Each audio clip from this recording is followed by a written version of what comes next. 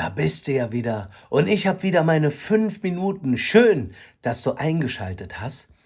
Und du siehst, ich habe mich heute fein gemacht. Das ist mein Sonntagshut. Ein schönes weißes Hemd und eine Weste. Und dass ich mich fein gemacht habe, das hat natürlich einen guten Grund. Denn ich möchte dir heute ein Märchen erzählen. Aber erstmal würde mich interessieren, ob du noch unser neues Lied kennst. Oh ja, jetzt sind wir wieder da. Kennst du das noch? Lass uns das mal zusammen singen, mal sehen, ob du noch den Text kannst.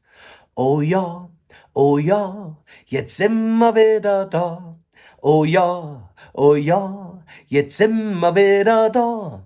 Die ganze Pense ob der Welt, von Müllen bis nach Ihrefeld, lure sich dat Spielchen an, wenn ich min 5 Minuten han. Oh ja, jetzt sind wir wieder da.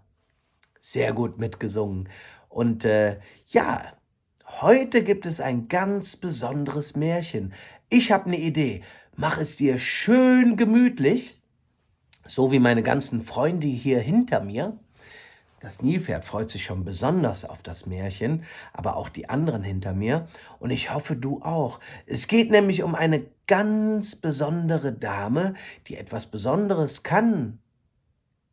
Und vielleicht kennst du die noch gar nicht. Hoffentlich, denn dann wird das jetzt ein spannendes Märchen.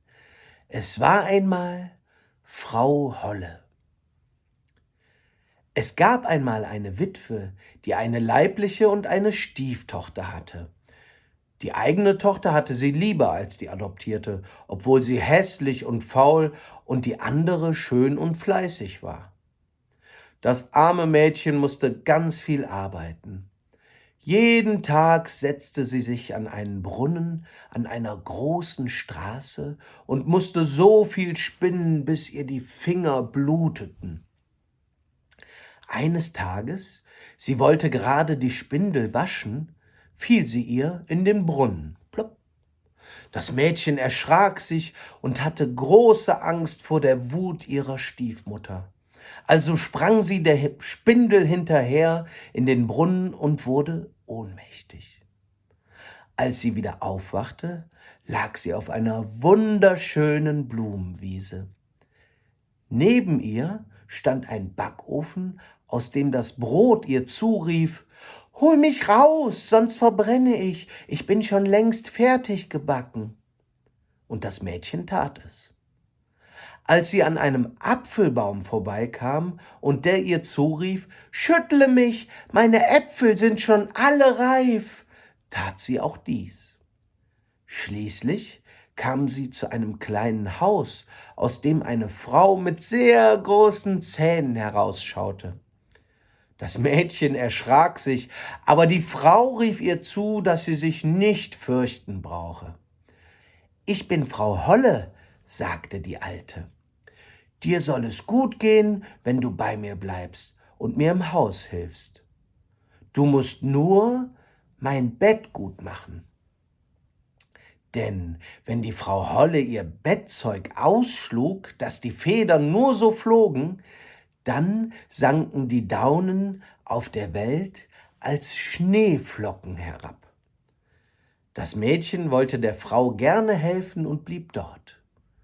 Nachdem es eine Zeit lang bei Frau Holle war, die lieb und freundlich zu dem Mädchen war, bekam es aber Heimweh. Sie sagte es der alten Frau, und die versprach ihr, sie selbst wieder zu ihrer Familie zu bringen. Sie brachte das Mädchen zu einem großen Tor, und als sie hindurchging, fiel Gold auf sie herab und blieb an ihr hängen. Zu Hause krähte der Hahn im Hof der Mutter: »Kikeriki, unsere goldene Jungfrau ist wieder hie! Kikeriki, unsere goldene Jungfrau ist wieder hie!« Als die Witwe sah, dass ihre Stieftochter mit Gold bedeckt war, nahm sie bei sich zu Hause wieder auf und ließ sie alles erzählen.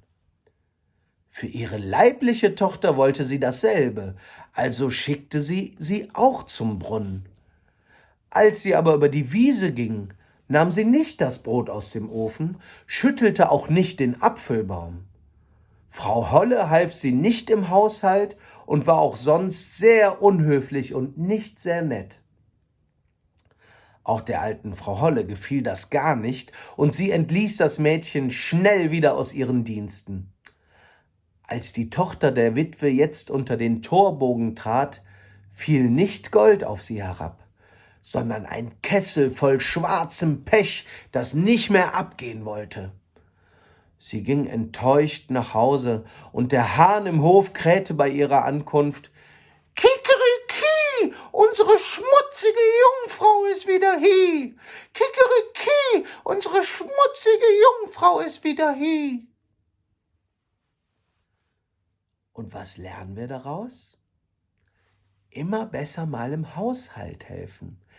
Wer weiß, wofür es Jod ist. So war das mit der Frau Holle. Und morgen gibt's wieder Musik und vor allen Dingen gute Laune. Ich freue mich auf dich. Mach's gut. Bis morgen. Dein Björn.